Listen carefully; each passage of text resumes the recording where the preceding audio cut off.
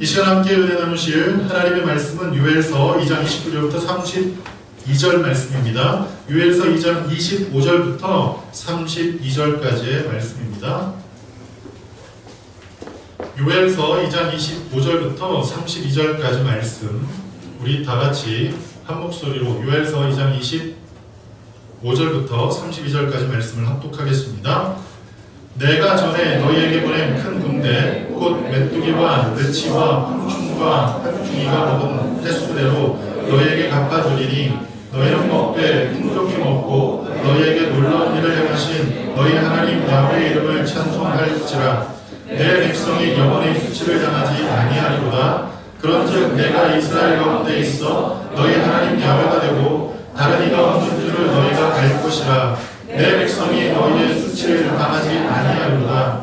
그 후에 내가 내 영을 만민에게 부어주리니 너희 자녀들이 장래일을 말할 것이며 너희 늙은이는 꿈을 꾸며 너희 젊은이는 이상을 볼 것이며 그때 내가 또 내 영을 남종과 여종에게 부어줄 것이며 내가 이적을 하늘과 땅에 베풀리니 곧 피와 불과 연기 기둥이라. 야훼의 크고 두려운 날이 이르기 전에 해가 어두워지고 달이 빛빛같이 변하려니와 누구든지 야훼의 이름을 부르는 자는 구원을 얻으리니 이는 다 야훼의 말대로 시온산과 예루살렘에서 피할 자가 있을 것이며 남은 자 중에 나 야훼의 부름을 받을 자가 있을 것임이니라.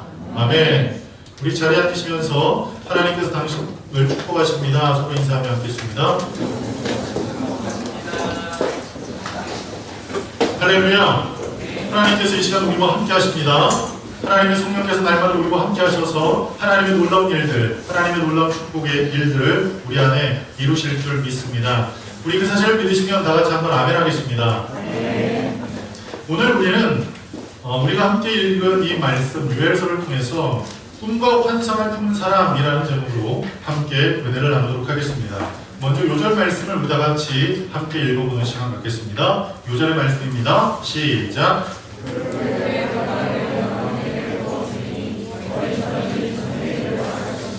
너희 늙은이는 꿈을 꾸며 너희 젊은이는 이상을 볼 것이며. 아멘. 여러분, 우리는 계속해서 이 소선지서의 말씀을 함께 나누고 있고 이 소선지서를 통해서 하나님께서 우리에게 말씀하시는 것, 우리에게 명하시는 것, 그것들을 듣는 시간을 갖고 있습니다. 특별히 요엘서는 이 여호와의 날, 야훼의 날이라고 일컫는 마지막 때를 그 사람들에게 준비시키는 하나님의 선지자였습니다.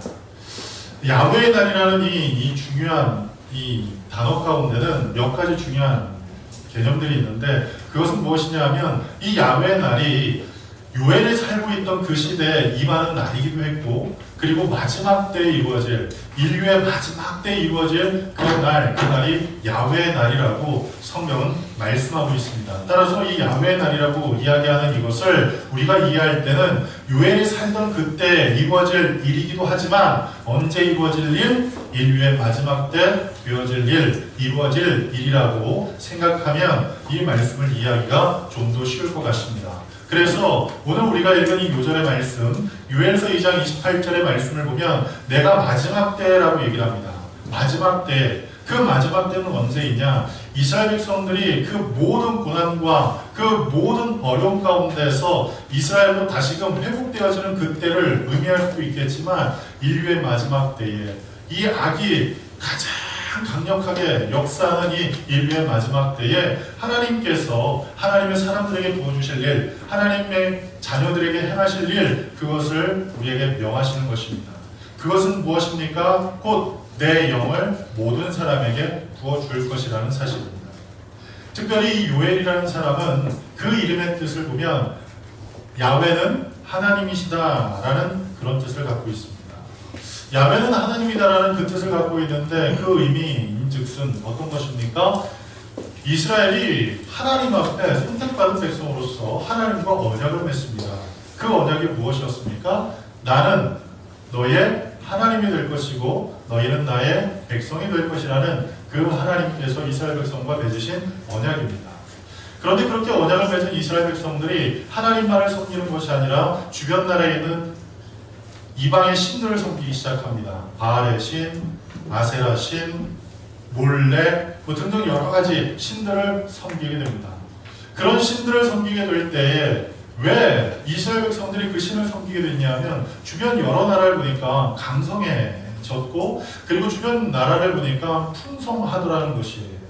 그리고 그들이 절기마다 때마다 그들의 신에게 제사를 드리는 모습을 보게 됩니다.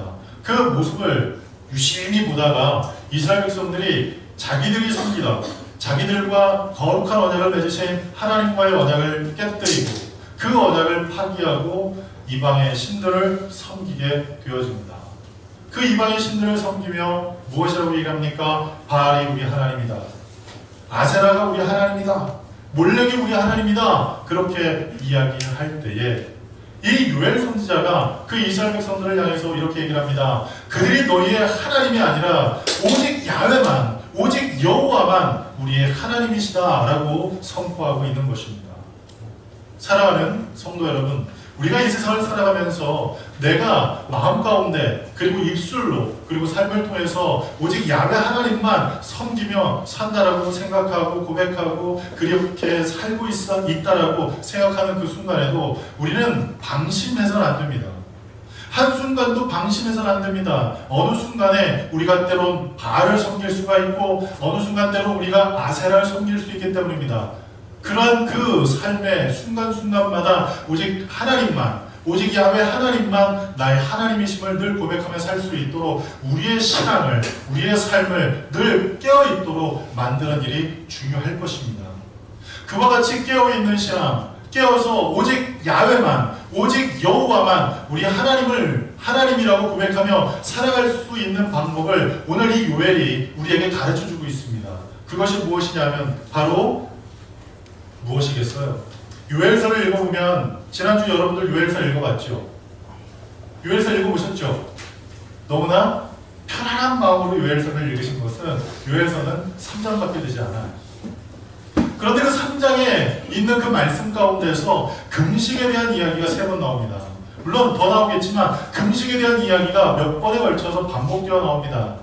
결국 이스라엘 백성들이 늘 깨어서 하나님이 야훼 하나님이 우리 하나님이심을 고백하며 매일 매 순간을 살아갈 수 있는 유일한 그 삶의 방법은 삶의 그 이유는 무엇을 통해서 오직 금식하며 회개하는 일을 통해서 가능할 것이라고 요엘서는 우리에게 가르쳐 주고 있습니다.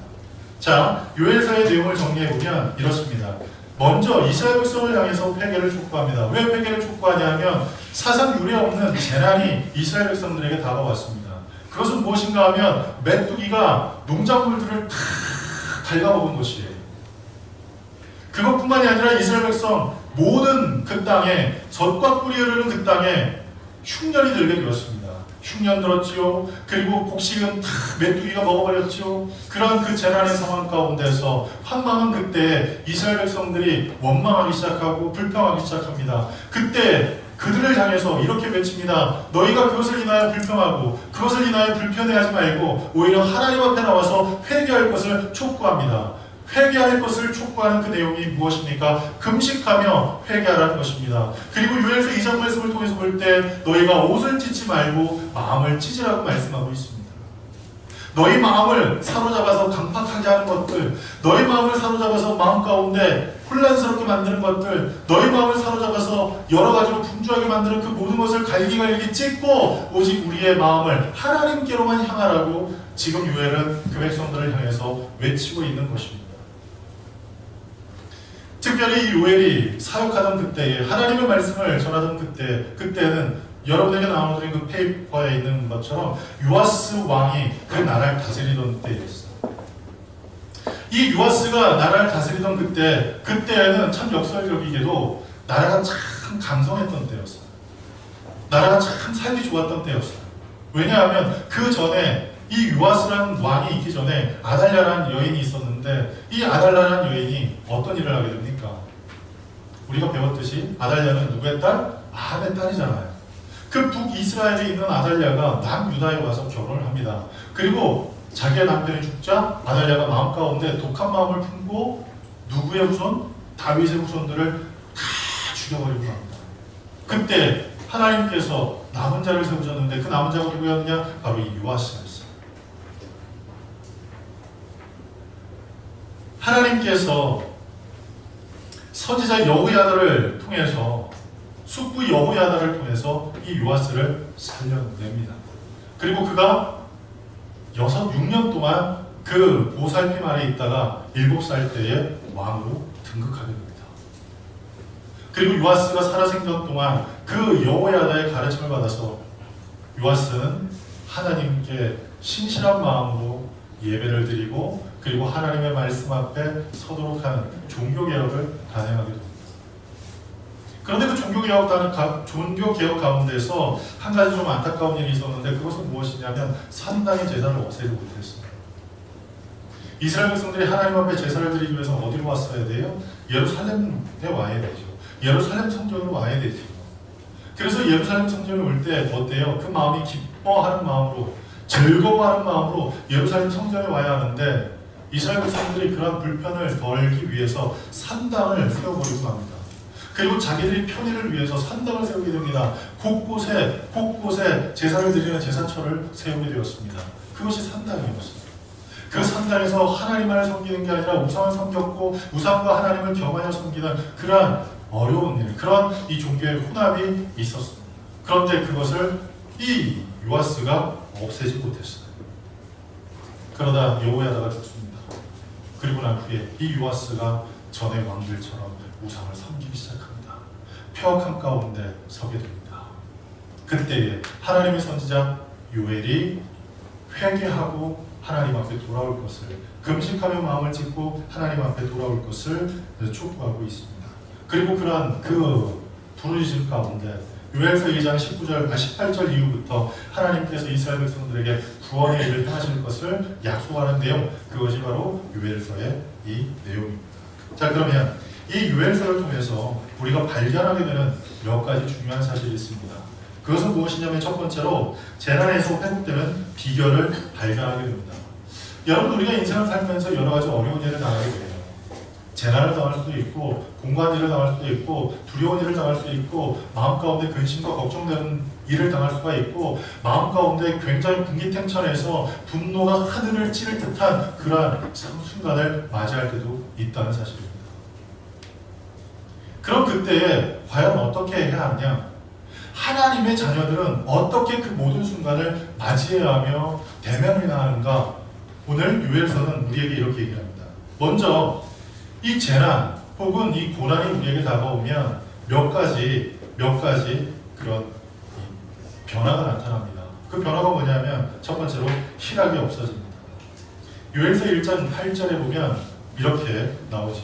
다 같이 한번 요엘서 1장 8절을 읽어봅니다. 시작. 너희는 처녀가 어렸을 때 약혼한 남자로 말미암아 붉은 배로 놓이고 애국함 같이 할지어다. 약혼자가 없어졌어요.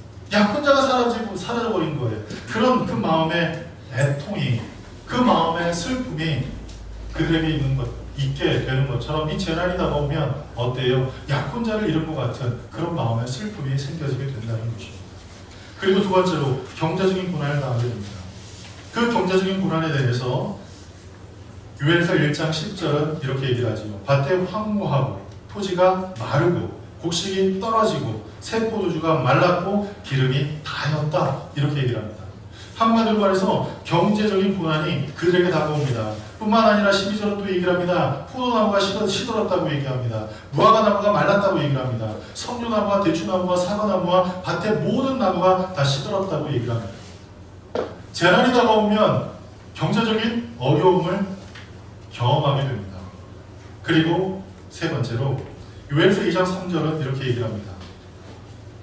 불이 그들의 앞을 사르며 불꽃이 그들의 뒤를 태우니 그들의 예전의 땅은 에덴 동산 같았으나 그들의 나중의 땅은 황폐한 들 같으니 그것을 피한 자가 없도다. 여러분, 피한 사람이 있대요, 없대요? 여러분, 재난은요, 어떤 사람들은 그런 생각을 할 거예요. 피해갈 수 있을 거라 생각을 합니다.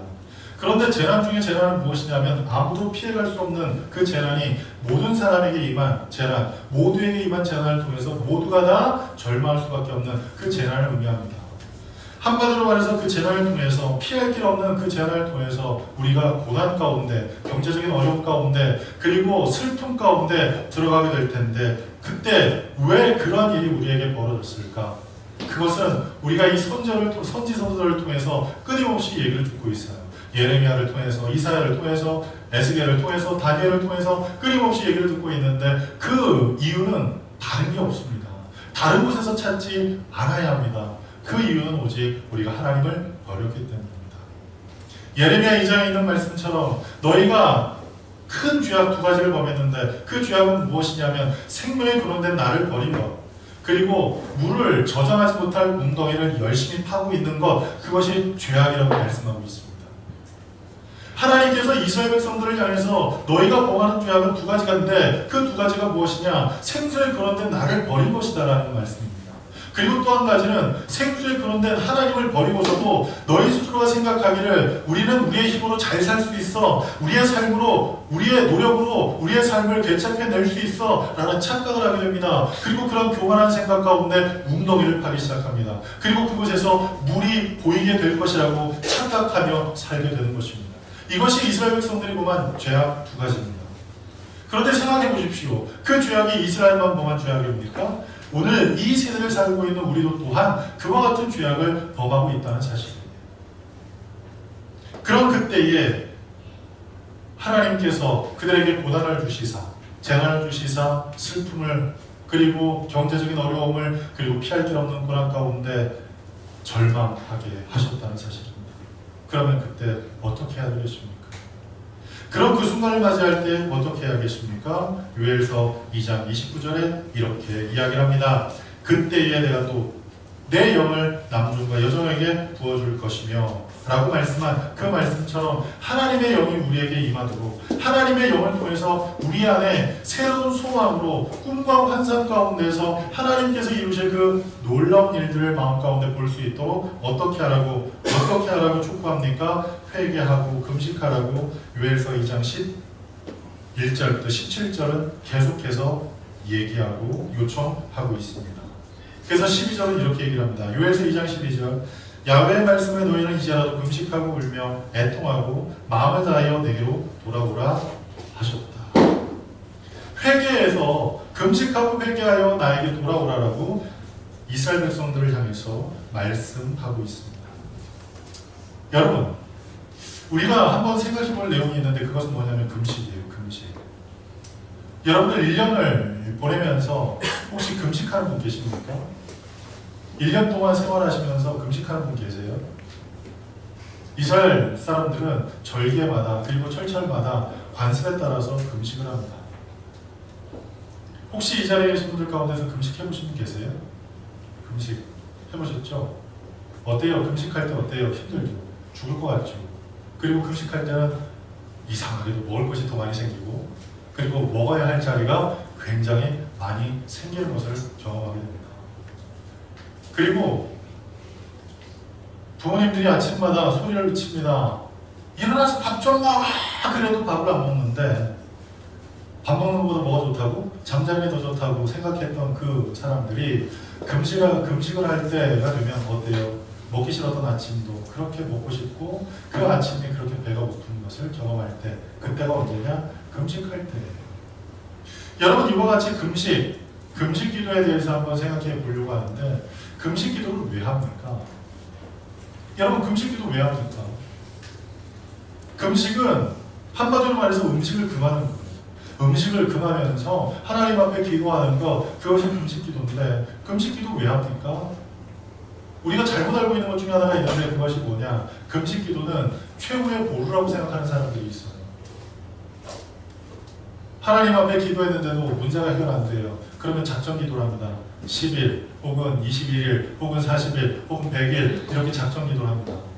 그리고 그렇게 작정 기도를 했는데도 불구하고 뭔가 변화가 안 나타나고 내 마음은 여전히 공허합니다. 그러면 어떻게 해요? 이제 결심을 합니다. 이제 금식 기도밖에 안 남았어. 금식 기도 말고는 이 문제를 해결할 방법이 없어. 내가 죽으면 죽으려 하는 마음으로 금식 기도를 하면 하나님께서 들어주시겠지라는 생각을 하죠. 여러분 이런 관점에서 금식을 하라 얘기하는 것 아니에요. 오늘 요엘서 2장 말씀을 통해서 요엘서 1장 말씀을 통해서 하나님께서 우리에게 금식을 명하실 때 금식을 이야기하실 때 왜 금식하라 하셨습니까? 도대체 왜 금식하라 하셨습니까? 그것은 이스라엘 백성들에게 하나님께서 너희가 금식해야만 내가 응답하겠고 너희가 아무리 노력하고 수고하고 열심을 내도 해결 안 되는 그것은 금식 기도할 때에만 내가 응답할 터이니 너희가 꼭 금식해서 모든 것을 응답받고 기적을 경험하고 살아, 그렇게 말씀하셨기에 금식을 하는 게 아니었습니다. 이스라엘 백성들에게 금식을 촉구한 그 의미는 무엇이냐? 하나님께로 돌아오라는 것입니다. 너희의 죄악된 그 모든 길을 돌이키고 너희가 죄악 가운데 걸어갔던 그 모든 삶의 모습을 끊어버리고 오직 하나님 앞으로 나오라는 것입니다. 여러분, 다시 말씀드립니다. 하나님을 버리면 어떤 일이 나타납니까? 하나님을 떠나면 어떤 일이 나타납니까? 생수에 그런된 하나님을 떠나면 어떤 일이 나타납니까? 죽어요. 죽는 거예요. 여러분, 죽는다는 것, 그것은 고통스러운 일입니다. 죽는다는 것, 그것은 두려운 일입니다. 죽는다는 것, 그것은 굉장히 고독한 일입니다. 그런 것을 생각하기만 해도 어때요? 마음이 즐겁지가 않아요. 여러분, 지금부터 한번 죽음을 계속 생각해 보십시오. 즐거운 거. 밥 먹을 때도 이거 먹으면 내가 죽겠지. 그리고 밥을 안 먹어도 이것 때문에 내가 죽겠지. 잠을 자는 순간에도 어느 순간 내가 죽을 수도 있겠지. 라는 생각을 하면 모든 순간을 죽는다 생각하며 살아보십시오. 즐겁겠습니까? 즐겁겠습니까? 즐겁지 않아요. 학창시절에 그런 일이 있었어요. 친구들과 쉬는 시간에 언쟁이 붙을 때가 있어요. 쉬는 시간에 갑자기 친구와 언쟁이 붙어가지고 싸움 일보 직전까지 갑니다.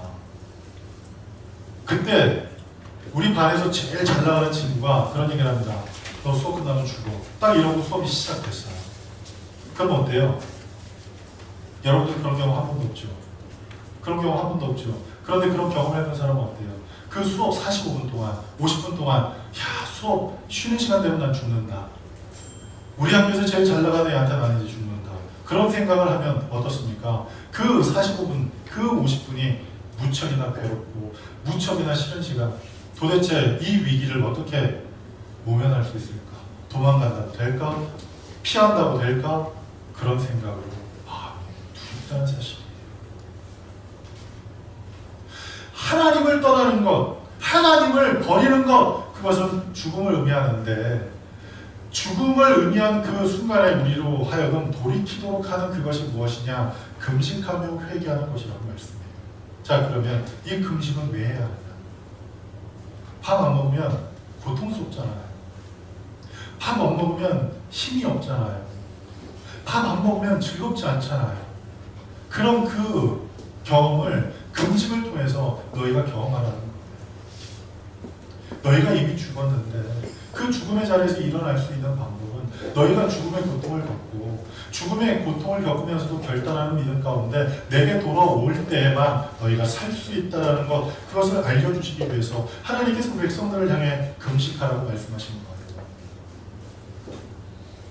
학교 성적이 안 올라가서, 취업이 안 돼서, 혹은 제가 신학교 다닐 때 그런 일이 있었어요. 한 친구가 저희가 1학년 때 수업을 들어오질 않아요. 한 친구가 수업을 안 들어와요. 그래서 모든 친구들이 그 친구가 어디 갔냐고, 학교는 다니냐고 물어봤어요. 그런데 간혹가다 어떤 친구들이 그 친구를 본대요. 어디서 보느냐? 2학년 수업 시간에서, 2학년 클래스에서 본다는 거예요. 생각해 보십시오, 여러분. 1학년 학생이 2학년 수업이 왜 됐습니까? 들어도 학점도 안 나오는데. 자기 수업을 안 들어서 F를 맞을 텐데 이 친구는 자기 수업을 안 듣고 어디 수업을 듣느냐? 2학년 수업을 듣는 거예요. 그리고 이 친구가 원래 굉장히 열심으로 하나님을 섬기던 친구가 아니에요. 신학교는 왔으나 기도도 열심히 안 했고 성경도 열심히 안 읽었던 친구예요. 그런데 매 주일마다 어딜 가느냐? 삼각산에 가서 기도를 한다는 거예요. 그래서 모두가 놀랐어요. 어머, 이 친구가 도대체 웬일일까? 그런 생각을 했는데 도대체 왜 그럴까? 그런 생각을 했는데 나중에 그 이유를 알게 됐어요. 왜요? 2학년에 자기가 좋아하는 선배가 생긴 거예요. 그 선배 때문에 그 수업 시간에 쫓아가서 수업을 듣고, 그리고 주일날만 되면 삼각산에 올라가서 새벽 5시까지 기도하고 첫 차가 시작되면 내려왔단 말이에요. 그런데 어느 날 이 친구가 굉장히 기쁜 마음으로 1학년 수업을 들어오기 시작하는 거예요. 그래서 왜 그런가 물어봤어요. 그랬더니 하나님께서 자기에게 확신을 주셨대요. 어떤 확신? 그 선배를 자기에게 주실 것이라는 확신이 들었다는 거예요. 그래서 더 이상 2학년 수업을 안 들어도 되고 자기는 이제 1학년 수업만 들으면 된다는 그런 생각을 했어요. 근데 그 둘이 사귀었을까요? 안 사귀었을까요? 안 사귀었어요. 못 사귀었어요. 왜요? 자기만 응답받은 거예요. 그 선배는, 그 2학년 선배는 응답받지 못한 거예요. 오히려 응답을 받았는데 어떤 응답? 사귀지 마라. 그런 응답을 받았단 말이에요. 그래서 결국 사귀어보지도 못하고 우스운 친구밖에 되지 않았어요. 여러분, 우리가 하나님 앞에 금식하는 것, 하나님 앞에 금식하며 기도하는 것, 그것은 나의 문제, 나의 삶 가운데 해결되지 않은 문제, 그 문제를 해결하기 위해서 하나님 앞에 금식하는 게 아니에요. 많은 분들이 이사야 58장에 있는 나의 기뻐하는 금식은 모든 흉악, 모든 결박, 그리고 모든 속박으로부터 우리를 자유케 한다 라는 생각 때문에 금식을 해야지 이런 생각을 하는데, 여러분 그 말씀을 잘 읽어보면 그 말씀이 나를 향한 말씀이 아닌 나를 통한 다른 사람에게 이루어질 그 일, 곧 다른 사람을 자유케 하고 다른 사람의 결박을 풀어주고 다른 사람의 흉악을 끊어내는 그 일을 감당할 때, 그 우리의 금식을 통해서 그와 같은 일을 할 때 하나님께서 그것을 기뻐하시겠다고 말씀하는 내용이에요. 따라서 여러분, 우리가 하나님 앞에 금식할 때는 어떻게 기도해야 하느냐? 하나님 앞에 금식할 때는 무엇을 위해서 기도해야 되느냐? 하나님과 나의 이 영적인 관계가 바로 세워져 있는지 그것을 바로 세우기 위해서, 늘 하나님을 의지하며 하나님 앞에 온전한 믿음 가운데 서기 위해서 금식하며 하나님 앞에 살아야 한다는 사실입니다. 성경에 보면 몇 가지 금식해야 되는 그런 내용들이 나와요. 한 12가지 정도가 있는데, 첫 번째는 범죄했을 때, 죄악을 범해서 하나님과 멀리 떨어졌을 때 금식합니다. 사무엘하 12장 16절부터 23절에 나와요. 그리고 두 번째로 사랑하는 사람을 잃었을 때 금식합니다.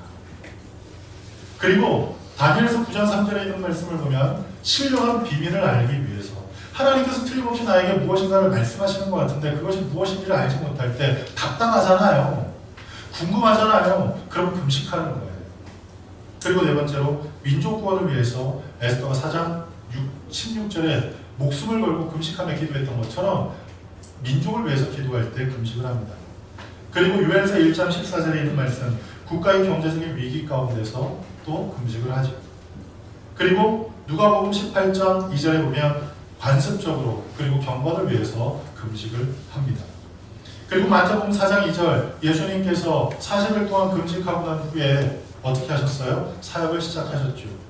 40일 동안 금식해서 사역을 시작하셨어요. 그래서 예전에 신학교에서 그런 일이 있었어요. 40일 동안 금식을 하고 난 다음 사역을 해야 된다, 그런 얘기들이 있었어요. 그래서 어떤 분들은 진짜 40일 동안 금식하셨죠. 그러다가 어떤 분들은 돌아가시기도 하고, 어떤 분들은 건강에 굉장히 큰 어려움을 당하기도 했어요. 우리가 사역을 할 때 40일 동안 금식을 안 하면 사역하지 못한다, 예수님 그렇게 얘기하신 거 아니에요. 예수님이니까 언약을 이루기 위해서, 구약의 예언의 말씀을 성취하시기 위해서 예수님은 성령에 이끌려서 사단에게 시험받기 위해 광야로 가셨고 그곳에서 금식하셨어요. 내가 40일 동안 금식하면 그 다음에 내가 사역을 시작할 수 있다. 이것은 금식의 능력, 금식의 이유, 금식의 목적을 훼손하는 일일 수도 있고, 때론 우리의 어떤 생각을, 나를 굉장히 높이 평가하는 이 오만일 수도 있다는 사실이에요. 그런데 하나님이 나에게 정말 40일 동안 금식을 명하셨다면 해야지요. 그런데 그게 아니고서 사역을 하기 위해서 꼭 해야 돼, 통과해야 되는 과정이야, 이런 생각으로 40일 동안 금식하는 것, 이것은 아니라는 거예요. 그리고 시편 35편 15절에 보면 병들었을 때 금식합니다. 그리고 9번째, 성령께서 떠나셨을 때 금식해요. 그리고 10번째, 자녀가 죽게 되었을 때 금식합니다. 그리고 사도행전 14장 23절에 보면 11번째로 장로를 세울 때, 그리고 사도행전 13장 3절을 보면 12번째, 선교사를 파송할 때 금식을 합니다.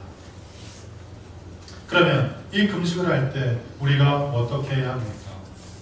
금식은 다른 사람에게 보이기 위해서, 다른 사람에게 드러내기 위해서 해서는 안 될 것이고, 오직 우리의 마음을 찢는 마음으로 하나님 앞에 온전한 마음으로 금식하는 것이 필요할 것입니다. 그렇게 금식하며 하나님 앞에 기도할 때 요엘서 2장에 있는 그 말씀처럼 싹이 나고 열매 맺고 희락을 주시고 적절한 비가 내리고 재앙당한 것만큼 희락을 주실 것이고 풍족하게 하실 것이고 삶의 평화를 이루실 것입니다. 그와 같은 믿음 안에서 우리가 바르게 금식할 때 하나님과 무너졌던 관계가 회복될 것입니다. 그리고 두 번째로 마지막 때를 살아가는 삶의 자세를 이 요엘서를 통해서 배우게 하십니다. 인류 종말의 이야기는 예수님께서 어느 순간 갑자기 사람들에게 이야기한 내용이 아니에요. 신약에 있는 사람들, 오늘날 사는 사람들에게만 들려주신 이야기가 아니라 구약시대부터 역사가 시작된 그때로부터 이 인류의 마지막이 있을 것을 성경은 말씀하고 있어요. 그러면 이 마지막 때를 살아가는 우리, 언젠가는 인류의 마지막을 우리가 맞이할 텐데 내 개인의 마지막을 맞이함과 동시에 인류의 마지막을 맞이해서 우리가 하나님 앞에 설 날이 반드시 오게 될 터인데 그때 그 일을 위해 우리가 어떤 삶을 살아야 할 것인지 요엘서 선지자가 우리에게 가르쳐주고 있습니다. 그것은 무엇이냐면 하나님의 성령으로 충만해서 날마다 꿈과 환상으로 살라고 말씀합니다. 여러분이 오늘 하루 사는 이유가 무엇 때문입니까? 여러분이 삶의 목표를 세우고 삶의 목적을 세우고 미래를 꿈꾸며 사는 그 이유는 무엇 때문입니까? 나의 영달을 위해서, 나의 쾌락을 위해서, 나의 자랑을 위해서, 나의 편의와 나의 안락을 위해서 그와 같은 인생을 살아가고 있습니까? 성경은 말씀합니다. 마지막 때에 너희가 인생을 살아갈 때 너희 인생의 삶의 동기는 나의 꿈이어야 한다, 나의 환상이어야 한다라고 말씀하고 있습니다. 마지막 때에 하나님께서 하나님의 자녀들에게 부어주실 은혜가 있는데 그 은혜는 무엇이냐면 성령으로 충만하게 하실 것을 말씀하고 있습니다. 그리고 그 성령이 우리에게 임하시면 나타나는 변화가 있는데 그 변화는 무엇이냐면 꿈이 보이기 시작해요. 환상이 보이기 시작해요. 그런데 그 꿈이 무엇입니까? 그 환상은 무엇입니까? 그것은 바로 하나님께서 우리에게 명령하신 것, 하나님께서 우리에게 분부하신 것, 하나님께서 우리의 삶을 통해 이루길 원하시는 하나님의 계획, 하나님의 목적이라는 사실입니다. 여러분 오늘 하루를 사실 때에, 여러분 이 한 달을 사실 때에, 그리고 이 한 해를 사실 때에 여러분의 삶을 이끌어가는 그 모든 삶의 동기와 여러분의 삶을 이끌어가는 그 모든 목적이 하나님의 꿈이기를, 하나님의 환상이기를 간절히 축복합니다. 그리고 그 꿈을, 그리고 그 환상을 우리 마음 가운데 품고 그것을 이루기 위해 이 땅을 살아가는 동안 우리의 삶 가운데 어떤 일이 벌어지게 되느냐? 열매가 맺혀지게 됩니다. 하나님께서 주신 승리의 열매, 하나님께서 이루신 그 놀라운 은혜를 따라 우리의 삶 가운데 귀한 열매들이 맺혀지게 됩니다. 그 열매를 가지고 우리가 하나님 앞에 설 때에, 그 열매를 가지고 우리가 하나님 앞에 설 때에 하나님께서 우리에게 이렇게 말씀합니다. 잘하였다, 착하고 충성된 종아라고 말씀하실 것입니다.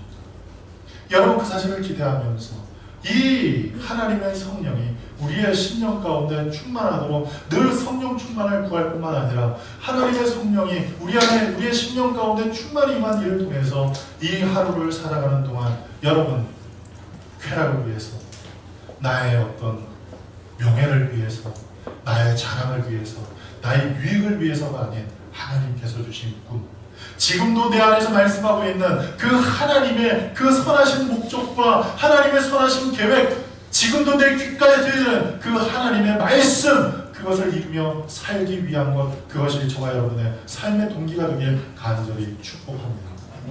그리고 그렇게 되어질 때에 우리는 어떤 삶을 살게 되느냐? 요엘서 2장 1절, 15절, 16절, 그리고 요엘서 3장 9절 말씀을 보면 하나님의 사람들이 모든 사람을 향해 선포하는 내용이 나옵니다. 내 얘기를 들어라, 내 얘기를 들어라. 그러면서 하나님께서 주신 말씀을 그 세대에 살고 있는 사람들에게 전하는 내용이 나타납니다. 이 마지막 때를 살 때에 하나님의 꿈으로, 하나님의 환상으로 충만한 가운데 사는 저와 여러분, 그 안에서 우리가 살아가는 그 삶의 모든 순간마다 내 삶 가운데 역사하신 그 하나님의 은혜를 이 땅에 있는 사람들에게 전해주고, 하나님의 은혜를 제발 좀 들어, 하나님의 은혜를 제발 좀 들어. 야 모여봐, 다 모여봐, 내가 중요한 얘기 할게. 그러면서 하나님의 은혜, 하나님의 선하신 계획들을 이 세대를 향해 선포하고 외칠 수 있는 그와 같은 삶을 살아가라고 이 요엘서는 지금 우리에게 촉구하고 있고 우리에게 가르치고 있다는 사실입니다. 살아가는 성도들, 이 마지막 때를 살아갈 때, 그리고 이 요엘서를 읽은 이 한 주간 동안 저와 여러분의 마음 가운데 이와 같은 사실이 마음 가운데 가득하길 바랍니다. 하나님과 바른 관계를 맺기 위해서 금식하는, 그리고 그 바른 관계가 어그러진 그 일로 인해서 내 심령이 무척 괴롭고 내 심령이 사망의 음침한 골짜기를 걸어가는 그 괴로움 가운데 그 문제를 해결하기 위해서 하나님 앞에 금식 말고는 방법이 없다 생각하며 하나님 나를 살려주십시오, 하나님 내 영을 살려주십시오 라고 기도하며 금식할 수 있는 저와 여러분들을 간절히 바랍니다.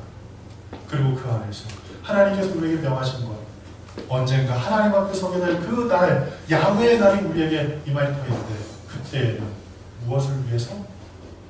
하나님의 꿈을 위해서, 하나님께서 보여주신 환상을 위해서, 하나님께서 지금도 내 귓가에 들려주시는 하나님의 선하신 계획과 목적과 말씀, 그것을 이루며 사는 것, 그리고 그것을 통해서 우리에게 주신 놀라우신 은혜, 놀라우신 축복, 그것을 사람들에게 선포하며 살 수 있는 저와 여러분에게 간절히 축복합니다.